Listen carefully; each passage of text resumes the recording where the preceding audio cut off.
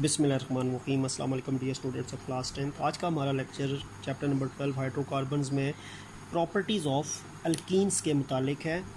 तो पहले हम जो टॉपिक है उसकी हेडिंग डाल लेते हैं, प्रॉपर्टीज़ ऑफ अल्कीन्स, और पहले हम इसकी फ़िज़िकल प्रॉपर्टीज़ डिस्कस कर लेते हैं।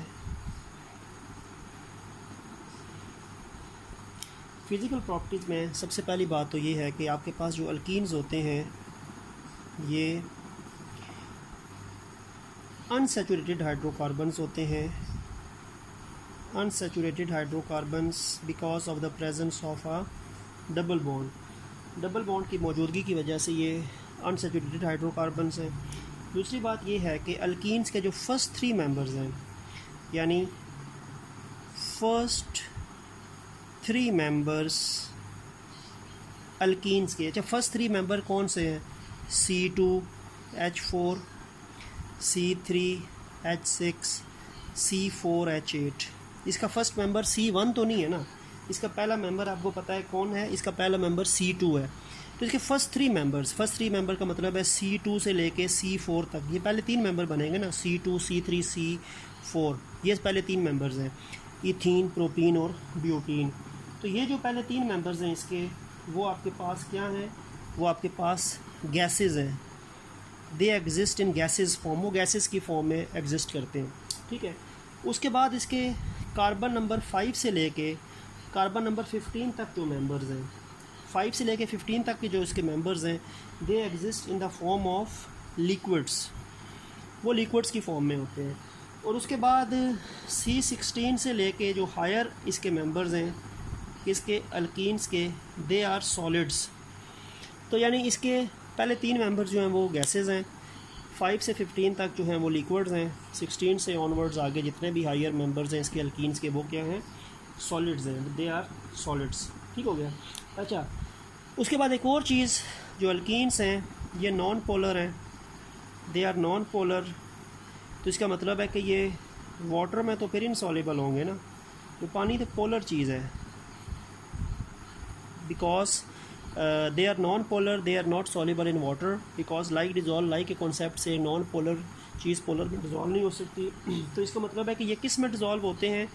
They are dissolved in non polar solvents. ये नॉन पोलर सॉल्वेंट्स में हल होने की एबिलिटी रखते हैं, ठीक है। जस्ट लाइक बेंजीन या अल्कोहल्स, उसके अंदर ये डिज़ोल्व होने की एबिलिटी लगती है, जो नॉन पोलर सॉल्वेंट्स है, ठीक है। और ये इसकी कुछ प्रॉपर्टीज़ थी जिनको हम फिज़िकल प्रॉपर्टीज़ बोलते हैं। अब आते हैं जिसकी हम केमिकल प्रॉपर्टीज़ पे आते हैं। केमिकल प्रॉपर्टीज़ यानी केमिकल रिएक्शंस पे आते हैं। तो अगर हम इसकी केमिकल प्रॉपर्टीज़ बात करते हैं, केमिकल प्रॉपर्टीज़ का मतलब पहले भी मैंने आपको बताया था कि ये केमिकल रिएक्शंस होते हैं, केमिकल रिएक्शंस। और अल्कीन क्योंकि अनसैचुरेटेड हाइड्रोकार्बन्स हैं, इस वजह से इनके अंदर आपको एडिशन रिएक्शंस भी मिलेंगे। दे अंडरगोज एडिशन रिएक्शंस, जो कि अल्केन्स में नहीं फॉलो होते थे, क्योंकि इनके अंदर क्या होता है, इनमें जो कार्बन कार्बन डबल बॉन्ड है ना, इनके डबल बॉन्ड पे एक चीज़ अटैक करेगी, वो ऐड हो के इस डबल बॉन्ड को सिंगल कर देगी। एडिशन पॉसिबल है, तो addition of compound is possible and this double bond is converted into single bond. एक डबल बॉन्ड सिंगल बॉन्ड में कन्वर्ट हो सकता है चीज़ें ऐड होने के बाद, इजाफा होने के बाद, उसमें जमा होने के बाद, इसीलिए इनको अनसैचुरेटेड बोलते हैं। इनमें चीज़ें ऐड होने की एबिलिटी होती है, ठीक हो गया। तो ये चीज़ होती है कि डबल बॉन्ड को ये अनसैचुरेटेड से सैचुरेटेड हो सकते हैं अगर इनमें कोई चीज़ ऐड हो, ये एडिशन रिएक्शन जो है वो फॉलो करते हैं, ठीक हो गया। डबल बॉन्ड पे अटैक हो के उसको सिंगल किया जा सकता है। अब इसमें 2 रिएक्शंस हैं जो आपके सिलेबस में आपकी बुक पे गिवन है, पेज नंबर 81 पे। पहला रिएक्शन है रिएक्शन विद हैलोजन।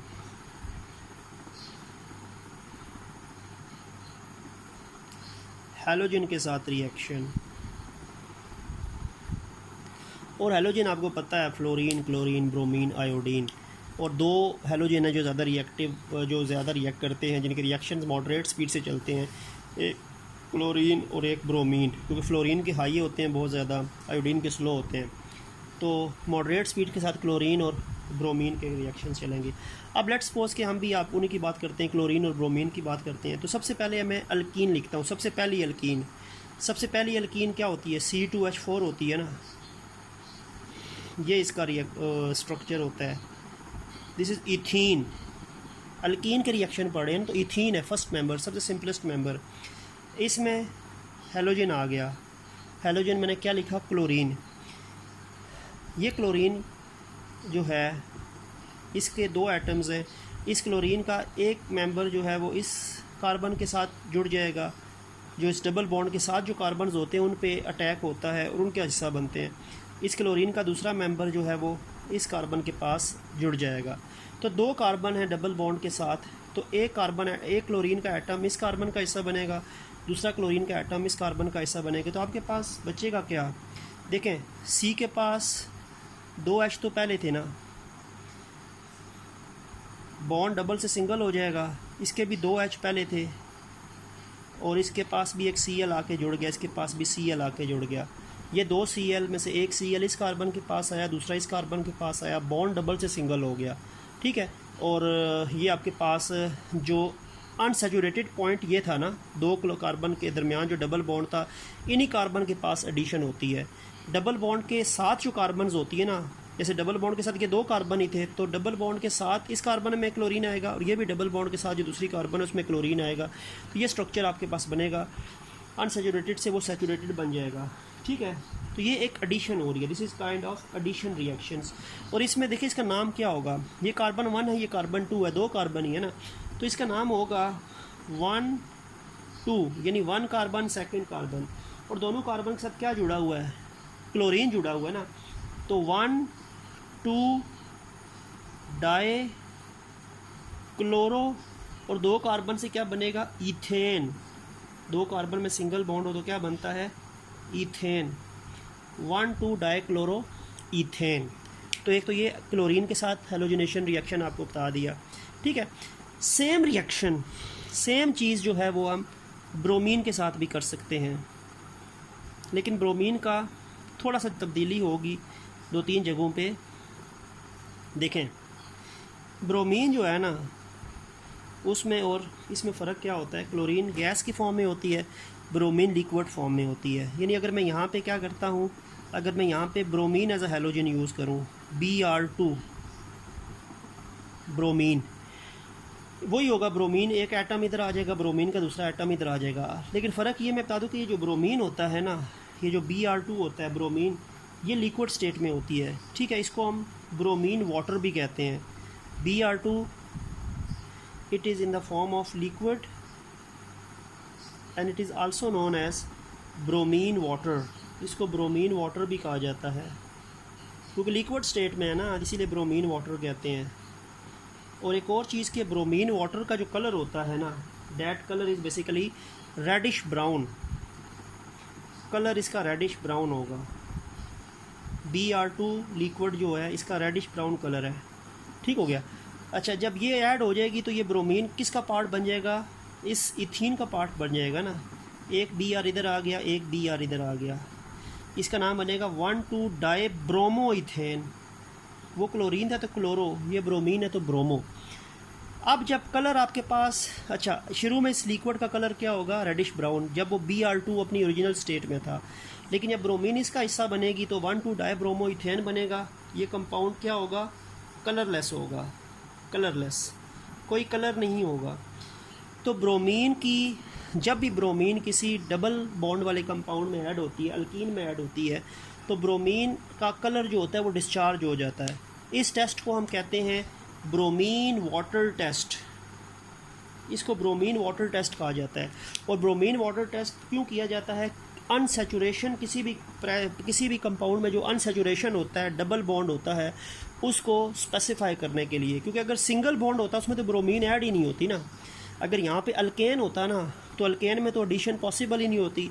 तो ब्रोमीन का जो कलर रेडिश ब्राउन था वो रेडिश ब्राउन ही रहता, there is no change in colour. अगर ब्रोमीन का कलर रेडिश ब्राउन से तब्दील हो रहा है तो इसका मतलब है कंपाउंड अनसैचुरेटेड है। अगर ब्रोमीन का कलर अपना ओरिजिनल मेंटेन रहता है तो इसका मतलब है कि आपके पास कंपाउंड सैचुरेटेड है। तो ब्रोमीन वाटर टेस्ट जो होता है, जिसमें ब्रोमीन का रेडिश ब्राउन कलर डिस्चार्ज हो जाता है, ख़त्म हो जाता है, एक कलरलेस चीज़ बनती है, वो किसी भी अनसैचुरेटेड कंपाउंड की ब्रोमीन में एडिशन से के नतीजे में होता है। तो ब्रोमीन वाटर टेस्ट जो होता है, it is basically use to identify the presence of unsaturation in any organic compound. ठीक है, तो ये ब्रोमीन वाटर टेस्ट भी एक इम्पॉर्टेंट टॉपिक है जो ऑर्गेनिक केमिस्ट्री में टेस्ट जब हम करते हैं, आइडेंटिफिकेशन करते हैं ऑर्गेनिक कंपाउंड की, तो उसमें ब्रोमीन वाटर टेस्ट भी आता है। ठीक है, तो ये आपके पास रिएक्शन विद हैलोजन है, दोनों में एडिशन हो रही है, क्लोरीन भी ऐड हुआ और ब्रोमीन भी ऐड हुआ। ठीक हो गया। सेकेंड रिएक्शन जो है इसमें, डैट इज़, उसका टाइटल है reaction with KMnO4। Reaction with KMnO4। ठीक है, पोटेशियम पर मैग्नेट, पोटेशियम पर मैग्नेट इसको हम कहते हैं KMnO4। अच्छा, ये मैं आपको बता दूं कि जो अल्कीन है ना, अल्कीन जो रिएक्ट करता है कौन से KMnO4 के साथ, डाइल्यूट अल्कलाइन KMnO4 सॉल्यूशन से रिएक्ट करेगा, और ये सॉल्यूशन बहुत ज़्यादा डाइल्यूट होगा, ये 1% सॉल्यूशन होगा, यानी बहुत कम इसमें सोल्यूट की मिकदार होगी, मैक्सिमम इसमें सॉल्वेंट ने डिज़ोल्व किया होगा, बहुत डाइल्यूट सॉल्यूशन है। तो ये सॉल्यूशन जो है ये होता है dilute alkaline KMnO4 solution, 1% solution जो होता है, इसको हम कहते हैं बायर्स रिएजेंट। इसको बायर्स रिएजेंट बोलते हैं। और ये बायर्स रिएजेंट होता है ना, ये बेसिकली अल्कीन के साथ रिएक्ट करता है। तो KMnO4 कंसनट्रेटेड या स्ट्रॉन्ग हालत में रिएक्ट नहीं करता कि अल्कीन के साथ। KMnO4 जो होता है वो डाइल्यूट अल्कलाइन KMnO4 का 1% सोल्यूशन जो होता है, जिसको बायर्स रिएजेंट कहते हैं, वो अल्कीन के साथ रिएक्ट करेगा। इस सोल्यूशन के अलावा कोई और KMnO4 किसी और स्ट्रेंथ के साथ अल्कीन के साथ रिएक्ट नहीं करता। ठीक है, तो बायर्स रिएजेंट बेसिकली अल्कीन को आइडेंटिफाई या प्रेजेंस मालूम करने के लिए ये टेस्ट जो होता है वो यूज़ होता है, इसको बायर्स टेस्ट भी बोलते हैं। अच्छा, अब देखिए इसमें है क्या। सबसे पहले क्या होता है, सबसे पहले इस रिएक्शन को हम 2 स्टेप्स में लिख सकते हैं। बेसिकली 2 स्टेप्स हैं उस समझाने के लिए, क्योंकि बुक में उसने एक ही स्टेप में दिया हुआ है, तो मैं आपको 2 स्टेप्स में समझाऊँ ताकि आपको पता चले। असल में इसका पहला जो पार्ट होता है ना, वो क्या होता है, KMnO4 सोल्यूशन जो होता है ये वाटर के साथ रिएक्ट करता है, वाटर के 4 मॉलिक्यूल्स के साथ, यानी इसको 2 मॉलिक्यूल्स KMnO4 के 4 मॉलिक्यूल्स वाटर के साथ रिएक्ट करते हैं। तो आपके पास बनता क्या है, 2 KOH के मॉलिक्यूल्स बनते हैं, 2 MnO2 के मॉलिक्यूल्स बनते हैं, और 6 OH नेगेटिव बनते हैं, 6 हाइड्रोक्सिल आयन बनते हैं। This is basically first step of Baeyer's test या KMnO4 का डाइल्यूट अल्कलाइन KMnO4 का 1% सोल्यूशन अल्कीन के साथ जो रिएक्ट होता है। तो पहले क्या होता है, पहले KMnO4 को, क्योंकि डाइल्यूट अल्कलाइन KMnO4 है ना, तो पहले बात वही है कि KMnO4 का वाटर के साथ रिएक्शन होने के नतीजे में ये चीज़ें बनती हैं। ठीक है, और ये बैलेंस करने के लिए इधर 2 है, इधर 4 है, इधर 2 है, इधर 2 है, ये 6 हाइड्रोक्सिल आयन बनते हैं। फिर क्या होगा, अगर मैं अब मुकम्मल इस रिएक्शन को लिखूँ तो मैं अल्कीन कौन सी यूज़ करता हूँ, अल्कीन में यूज़ करता हूँ इथीन, वही CH2 डबल बॉन्ड CH2।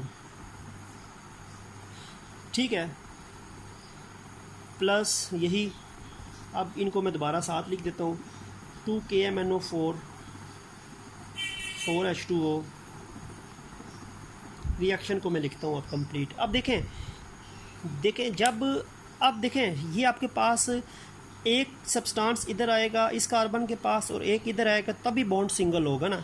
इस बॉन्ड को सिंगल करने के लिए एक चीज़ का इधर आना और एक चीज़ का इधर आना, इन दोनों कार्बन के साथ जो अनसैचुरेशन पॉइंट के साथ जो कार्बन्स होती हैं, इन दोनों कार्बन के साथ एक एक चीज़ों का ऐड होना इसको सिंगल बॉन्ड में कन्वर्ट करेगा। तो इन 2 चीज़ें एक डबल बॉन्ड को सिंगल में कन्वर्ट करती हैं। अब यहाँ पर आपके पास 6 OH हैं, तो एक OH इधर आ जाए, एक OH इधर आ जाए, बॉन्ड सिंगल हो जाए। लेकिन टोटल आपके पास 6 OH है ना, तो एक डबल बॉन्ड को सिंगल करने के लिए 2 चीज़ें चाहिए। तो अगर आपके पास यहाँ पे 3 मॉलिक्यूल होंगे ना, तो फिर 2 2 4 2 6, तो यानी यहाँ पे बुक में देखें 3 लगा हुआ है।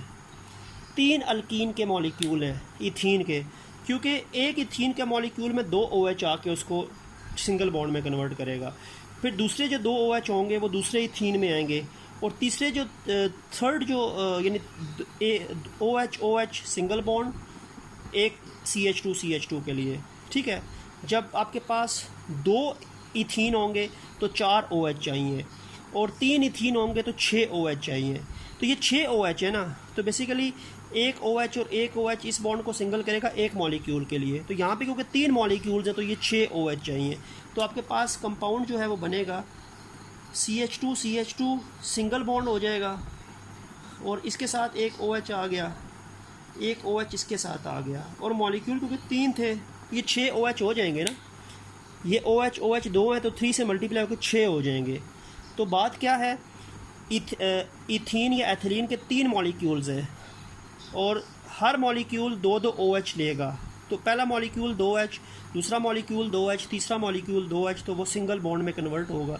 तो 6 OH जो हैं वो 3 एथिलीन मॉलिक्यूल को अनसैचुरेटेड में कन्वर्ट करेंगे, अनसैचुरेटेड से सैचुरेटेड में कन्वर्ट करेंगे। तो ये आपके पास सब्सटेंसेस, ये 6 OH, अगर यहाँ पे 2 OH होते ना तो यहाँ पे मैं सिर्फ CH2 एक ही दफ़ा लिखता ताकि एक OH इधर आ जाए, एक इधर आ जाए, बॉन्ड सिंगल आ जाए।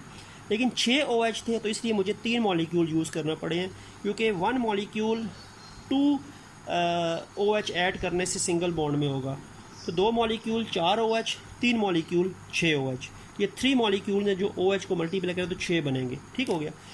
प्लस बाकी चीज़ें वही बनेंगी, ये OH क्योंकि इसका हिस्सा बन गया ना, बाकी आपके पास यही 2 KOH बना, 2 KOH यही बनेगा, और वो 2 MnO2 यही बनेगा, वो सब्सटेंसेस वही हैं।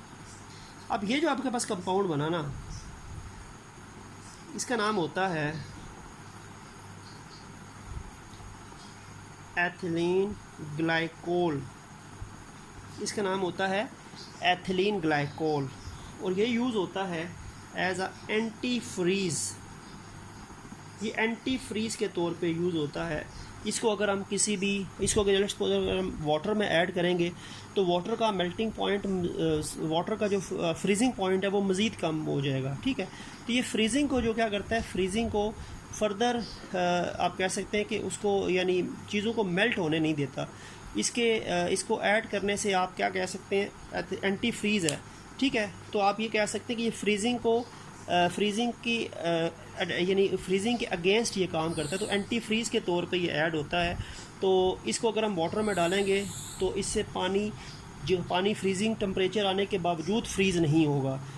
पानी को ज़्यादा टेम्परेचर देना पड़ेगा, फ्रीजिंग टेम्परेचर से ज़्यादा टेम्परेचर देंगे तो एंटी फ्रीज़ के तौर पे ऐड किया जाता है। और वही बात है कि जो सर्दियों में जो ऐसे एरियाज़ होते हैं जहाँ पे बहुत ज़्यादा सर्दी होती है, तो वहाँ पे पानी जो होता है, जो गाड़ियों के अंदर पानी स्टोर किया जाता है, वो फ्रीज़ हो सकता है। तो वहाँ पे ये एथिलीन ग्लाइकोल डाला जाता है उस पानी में, तो पानी बेशक टेम्परेचर 0 डिग्री भी होगा तो पानी फ्रीज़ नहीं होता।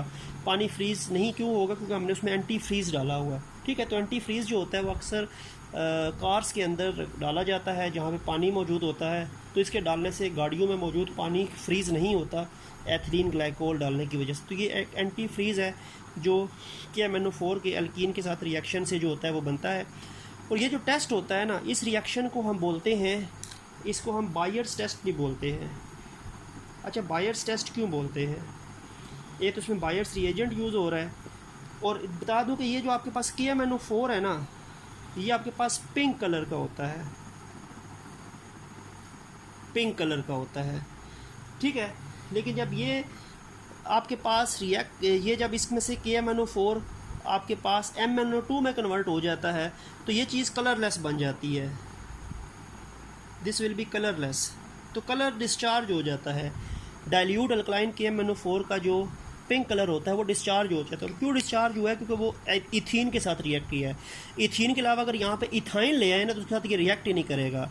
तो इथाइन के साथ ये रिएक्ट ही नहीं करेगा बायर्स रिएजेंट, तो फिर वो उसका रिएक्शन ही नहीं होगा, तो उसका कलर पिंक ही रहेगा।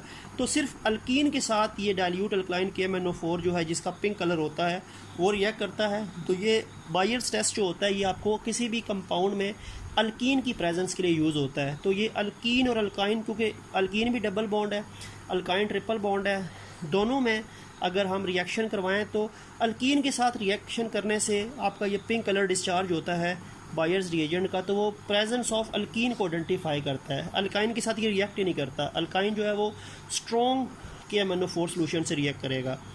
तो अगर हम अल्कीन और अल्काइन में डिफरेंस देखें तो उसके लिए हमें बायर्स टेस्ट करना पड़ेगा, और बायर्स टेस्ट का जो पिंक कलर होता है वो डिस्चार्ज होता है अल्कीन के साथ रिएक्शन में।